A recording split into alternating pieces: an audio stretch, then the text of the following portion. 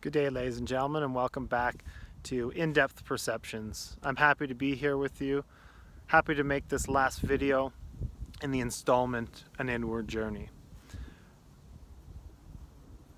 It's apparent to me that 4 videos into this series that many people might not be following anymore. Many people may hear what I'm saying and be a bit confused. It may not sound like I make any sense whatsoever, which is fine.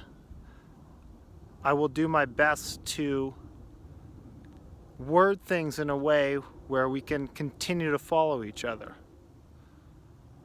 Because I do want to make it clear in this video, I do not want to put out any sort of philosophical idea or mental position or theory about how things are, how things operate.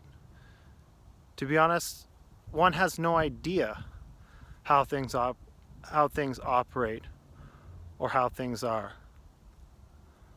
But we, as individuals who are indivisible, if we can just sit and look and observe ourselves, the people around us, the environment that we're in, if we can do that, many things will be revealed. Things that are so obvious, but before weren't obvious. And the reasons for some of these things that are so self-evident is almost childish to have to talk about things that we're talking about, but there is layer upon layer upon layer of conditioning and experiences and pains and sorrows and hurts and depression. With all these layers built around ourselves, it's hard to see things that are right in front of our face. It's hard to see simple truths. So I'm not trying to prove anything. I'm not trying to argue a certain mental position. The purpose of this video and the purpose of all the videos has been to ask questions. And if we can ask questions together, if we can look at what these questions are pointing at together, there could be a deep insight, a deep awareness that we become reconnected with. Something that has been lost over the years, over the millennia of different types of conditioning, mainly fear-based. But if we can look at those for what they are and just see them, deep insights can be gathered from that. So that's the purpose of this video series. It's the purpose of asking all these questions, which may seem redundant, but we're really trying to point at something here. We're really trying to all hold each other's hands, take a look like we're looking over a balcony at something, and one sees. There's clear perception. No story, no mental interpretation, just, oh, I see.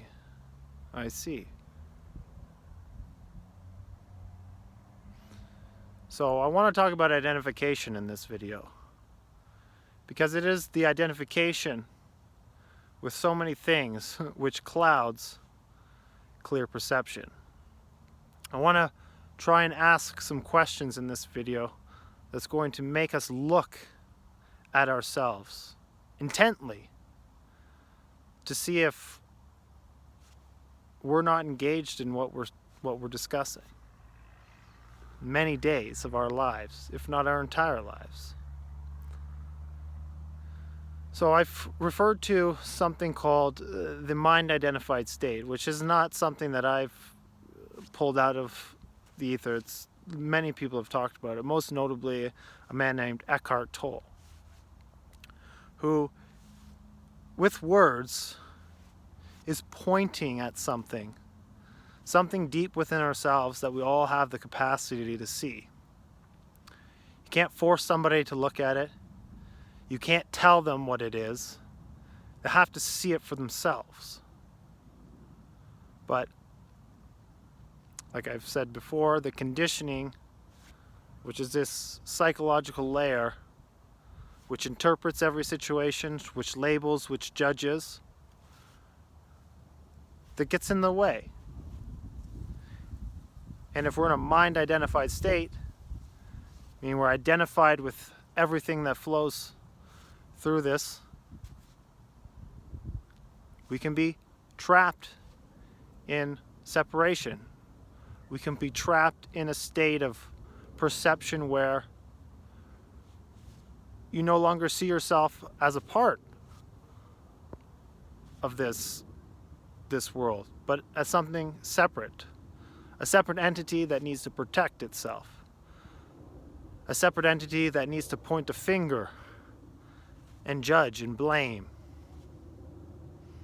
A separate entity that will become violent when things may not go the way one expects it to. So, being in a mind-identified state, identifying with something, believing that this psychological construction, which we all have been conditioned to make up, where we're in constant comparison, constant judgment with ourselves and the surrounding environment, this belief that I have all these experiences, I'm attached to it, I have this image about myself as a great doctor or a great pianist or a great researcher, a great Nobel Prize winner. This is my image of myself. This is who I believe myself to be. And somebody comes along and says that's not who you are, or criticizes you in some sort of way, you get hurt, get defensive, get agitated. Now, what is it that's getting hurt? What is it that's getting agitated?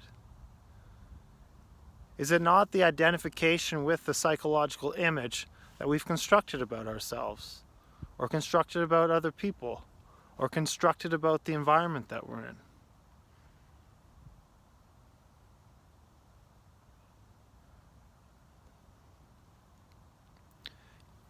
Are these images we believe ourselves to be, is that the essence of who we are? Or could we say that might be the surface of who we are? And what we're connected to is something much deeper than that. Something that you could say is beyond this material world. Something in which the mind can never understand because of its limited capacity. Its limited ways in viewing things. Its limited ways of perceiving the world. So if we are in understanding about the mind's limitations, is there any if we are aware of the mind's limitations, is there a necessity to identify with things? To believe you are an anarchist, to believe you are a libertarian, to believe you are a Democrat or Republican or a conservative or an American.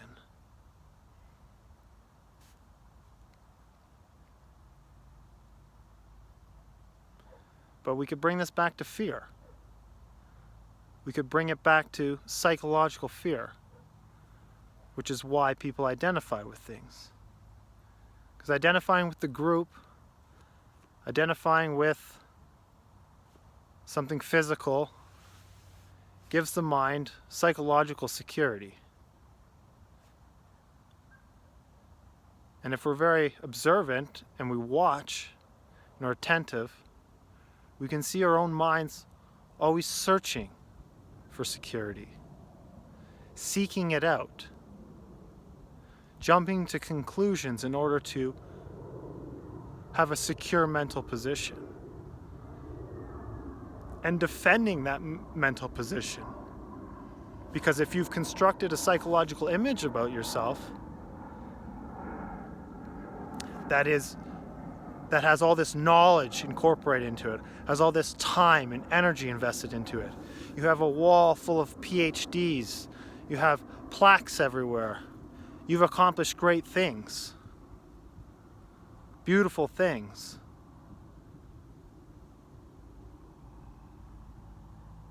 And someone comes along and says, well, that's not you. And you get hurt and you get defensive. My question is, what is being hurt? What is getting defensive?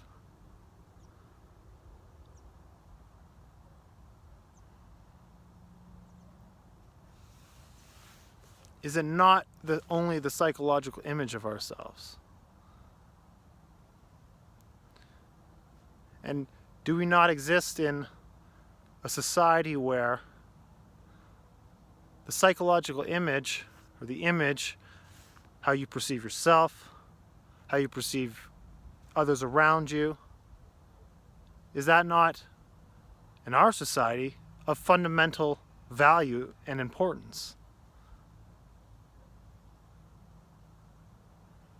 If we look, I think we probably could come to the understanding that that is how we are operating.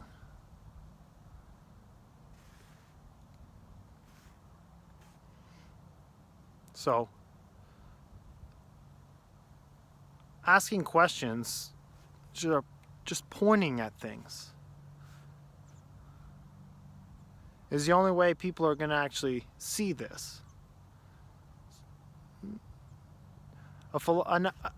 Another religion or philosophy or an ideology could be born from something like this, where you pull out information, create an ideal or another image about, let's say, how one should act, how the best way to be a moral person, the best way to be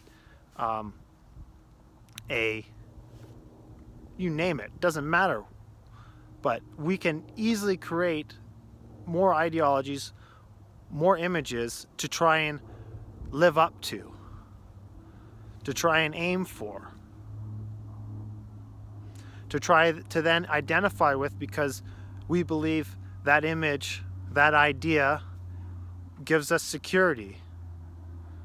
Now I know who I am. I know where I belong. How many people has that happened to?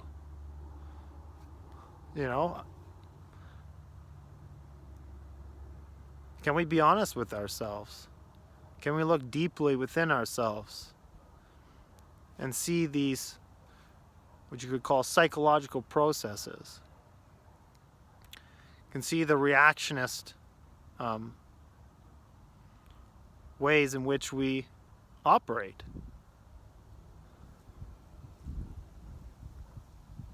And I'm not sure if I'm being clear or making any sense to anybody. But fundamentally, this identification, this mental construction of who we think we are, is driving the world into chaos. And one could argue that the world has been in chaos for the last few thousand years. Human beings slaughtering each other over nothing, over some land, over some shiny pieces of metal. This seems insane.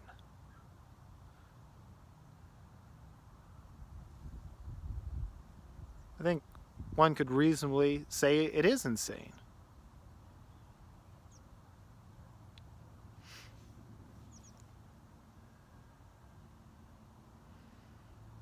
So,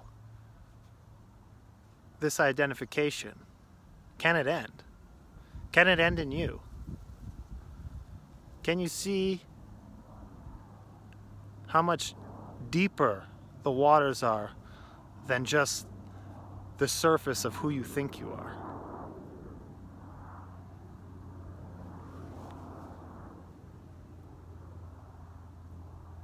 Many people can. Many people will. And many people are starting to realize. Because this fake society that we live in, this corporate controlled world that we live in, it's coming to an end. There will be something much more beautiful that flowers from this. But we can't watch it and watch it pass by.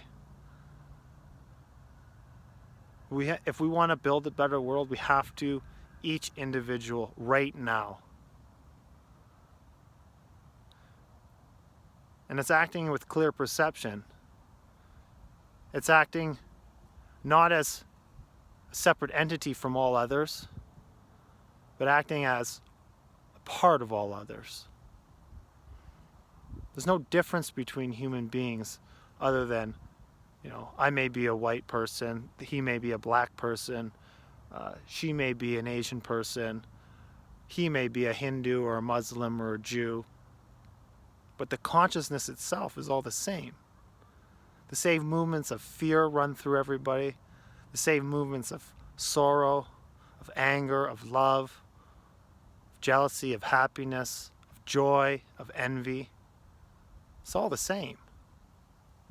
There's absolutely no difference between you and me. None whatsoever. The essence of who we are is the same. The essence of who we are is the same as the grass around me, the sun above me, the dirt that I'm sitting on. That is you. That is me.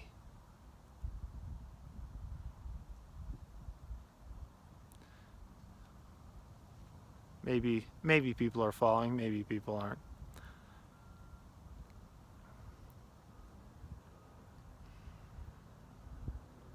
So, the mind-identified state is a state which humans have been locked into for some time. But the awareness, the stepping back, seeing the limitations of the mind, seeing how the mind is desperate to grasp for ideologies, desperate to have mental positions, desperate to have what all this is psychological security. And then when someone comes along and puts a pin in their psychological security,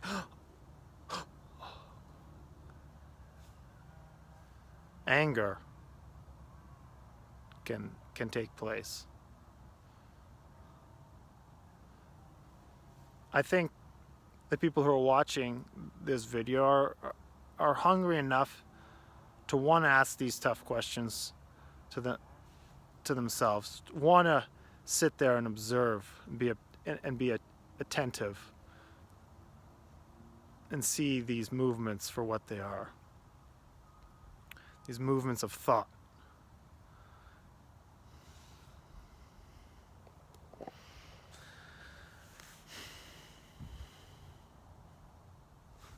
It's a beautiful day, beautiful beautiful fall day here in Alberta.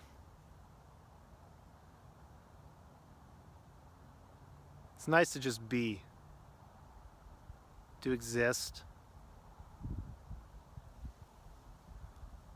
not to constantly be worried about something, not to constantly judge ourselves or other people, but just to be, to exist. And through existing, all sorts of amazing opportunities will come your way.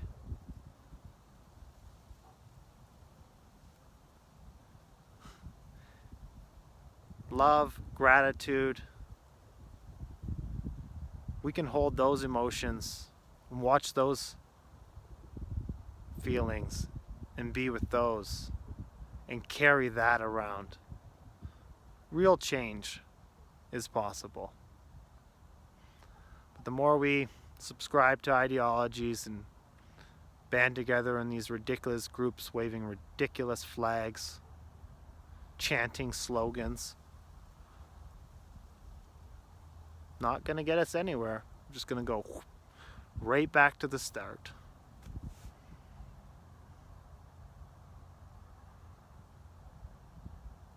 So, hope everyone is enjoying this lovely day wherever you are on the planet, and I'll be back again real soon.